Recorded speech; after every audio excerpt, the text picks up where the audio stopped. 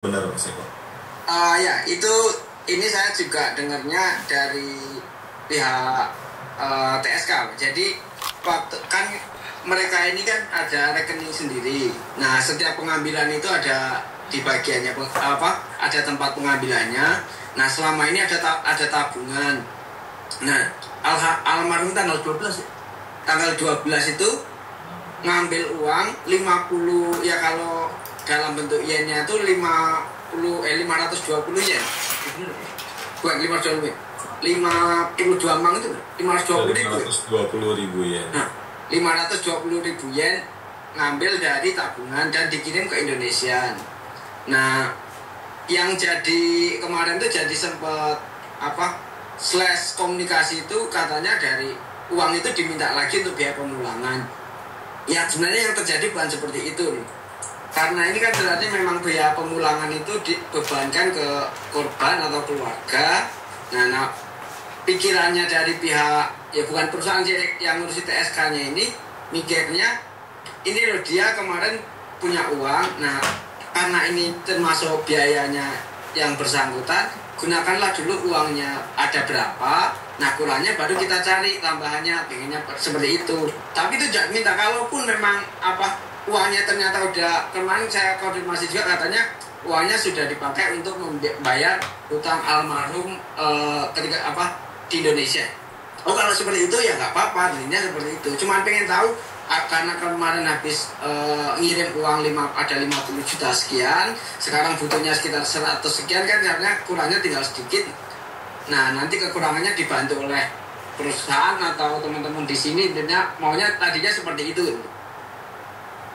Jadi tidak ada kata 50 juta yang kemarin sudah dikirim harus dikembalikan dulu untuk pemulangan, itu tidak seperti itu.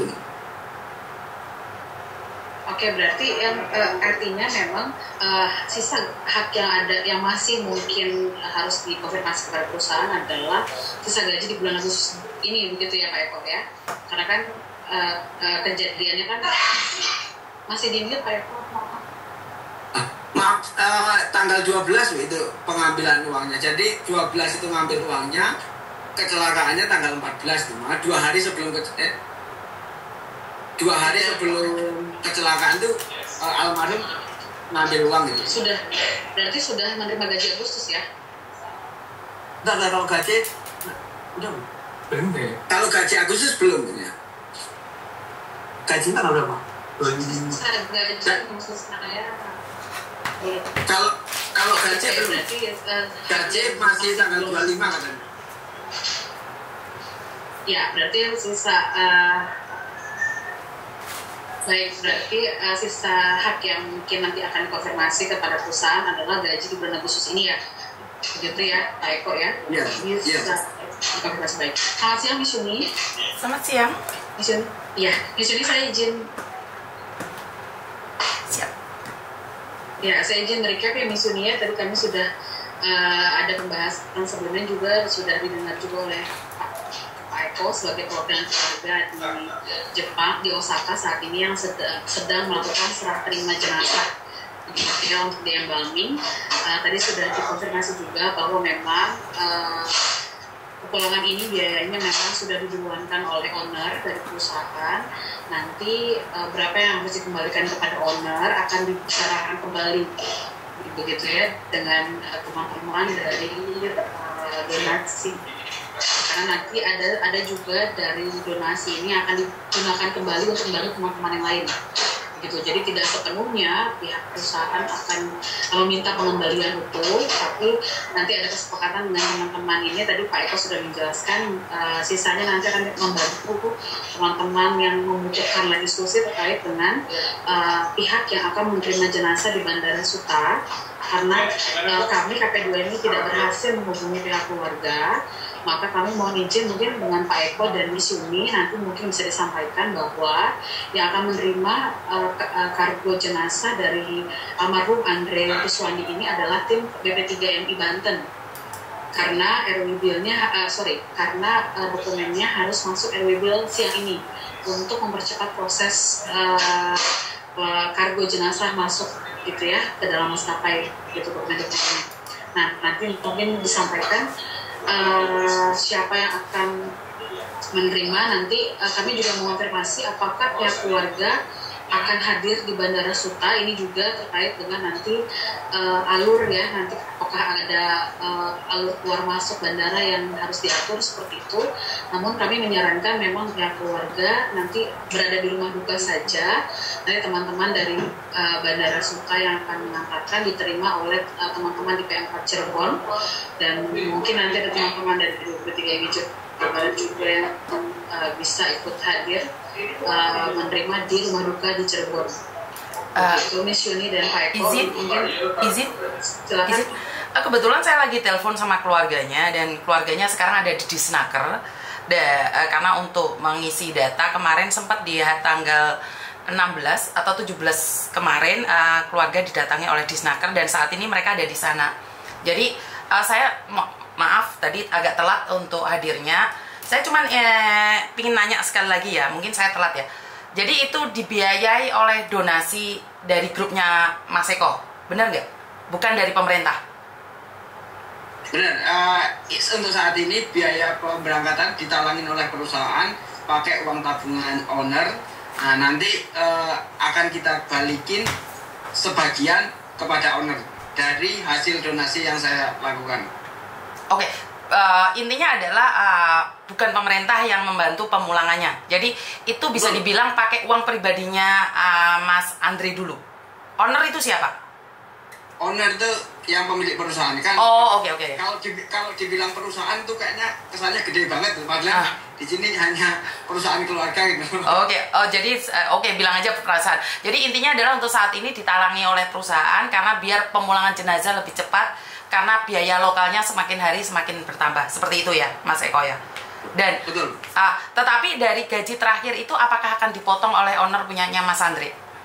Enggak. Enggak akan. Oke. Malah justru saya akan ngasih ini kan untuk selama di rumah sakit ini juga membutuhkan biaya, Mas. Sebenarnya memang juga biaya selama di rumah sakit ini jadi tanggungan almarhum juga atau keluarga. Betul. Tapi dari pihak perusahaan membiayai juga biaya selama di rumah sakitnya juga. Oke. Seperti yang kemarin saya sampaikan sama Mas Eko, sebenarnya gini lah Mas Eko, bukan saya mengkritisin apa yang terjadi di Jepang tentang asuransinya, dimana sebenarnya saya ingin mengkritisi pemerintah kita. Kalau memang di Jepang itu untuk jenazah, pemulangan jenazah itu biaya sendiri karena kontrak mandiri, kenapa kita tidak diedukasi dengan BPJS Ketenagakerjaan yang dimana memiliki santunan 85 juta setidak-tidaknya kan meringankan beban, benar nggak Mas Eko? Kenapa pemerintah tidak hadir? Itu sebenarnya saya lebih mengkritisi kenapa pemerintah tidak menjelaskan gunanya BPJS Ketenagakerjaan kepada pengguna ataupun masyarakat Indonesia yang ada di Jepang.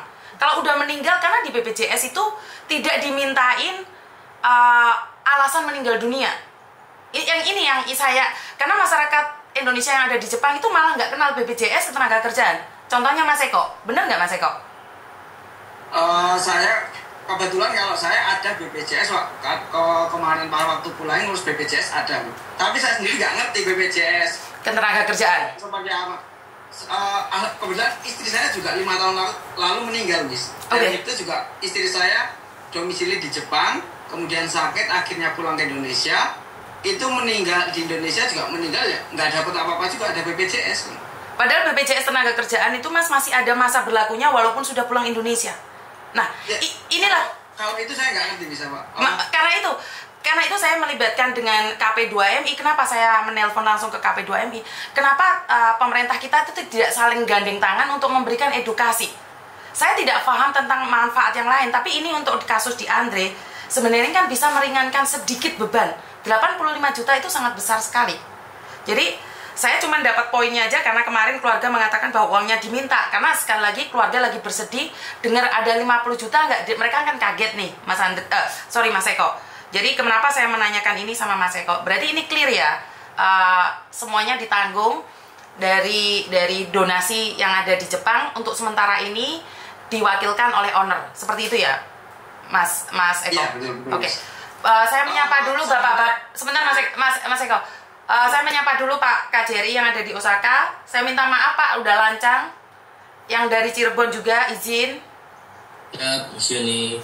Terima kasih Bapak, izin karena ini kritikan saya mungkin ke KJRI Osaka ya Pak ya, karena ternyata baru saya tahu bahwa di sana itu tidak ada BPJS Ketenagakerjaan yang disosialisasikan Bapak, izin.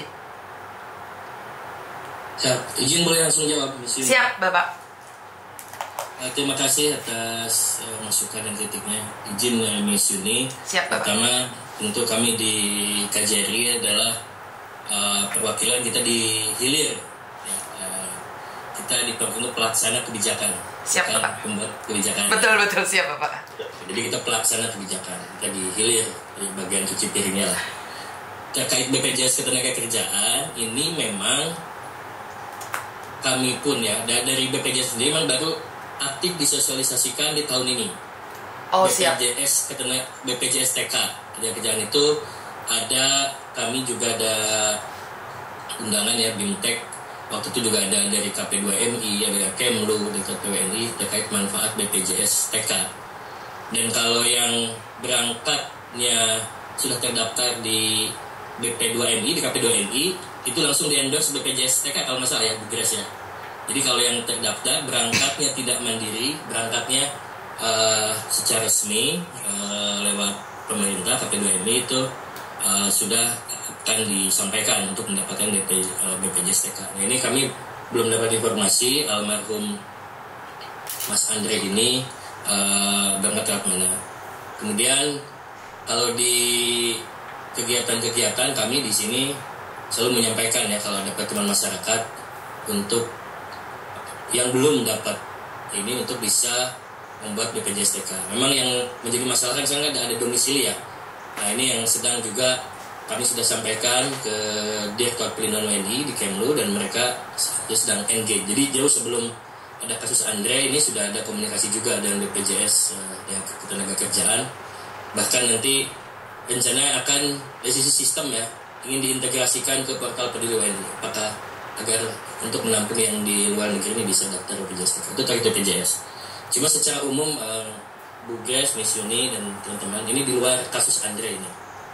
Ini kan sudah terjadi banyak di Jepang. Ini yang meninggalnya di luar hal-hal yang di-cover oleh asuransi gitu. Sehingga biaya pemulangan tidak bisa di-cover. Mungkin ke depan ini kita tidak hanya berbicara almarhum Andre, tetapi berbicara PMI yang lain dan juga mungkin akan ada Andre yang lain. Mungkin ke depan ini setelah selesai, yang penting kalau saya melihat yang sekarang ini yang penting adalah bagaimana jenazah bisa kembali pulang ke keluarga segera sehingga bisa dimakamkan secara layak itu ya. Dan ini insya Allah sudah on track kalau menurut saya. Insya Allah nanti tanggal besok akan di-embalming dan lusa akan kita mandikan dan saksikan. Namun di luar itu mungkin ini bisa menjadi referensi untuk ke depan kita perbaikan tata kelola migrasi PMI. Bisa juga dijajaki di Jepang ini. Di Jepang ini mungkin ya nanti pakar dari KP2MI dan saya lihat Pak Menteri memiliki concern yang besar juga Ibu Wamen untuk mungkin secara menjajaki kerjasama bilateral mewajibkan keikutsertaan pada asuransi dan saya lihat Pak Menteri asuransi jiwa ini kan nggak wajib ya Pak Teguh ya di Jepang. Betul ya, asuransi jiwa ini nggak wajib. PMI banyak yang punya asuransi jiwa banyak. Tapi kayaknya lebih banyak yang nggak punya di Jepang ini. Nah, jadi untuk yang meninggalnya di luar kecelakaan kerja itu ditanggung. Mungkin ke depan kalau yang berangkat Indonesia kan sekarang udah ada verifikasi job order ya, mungkin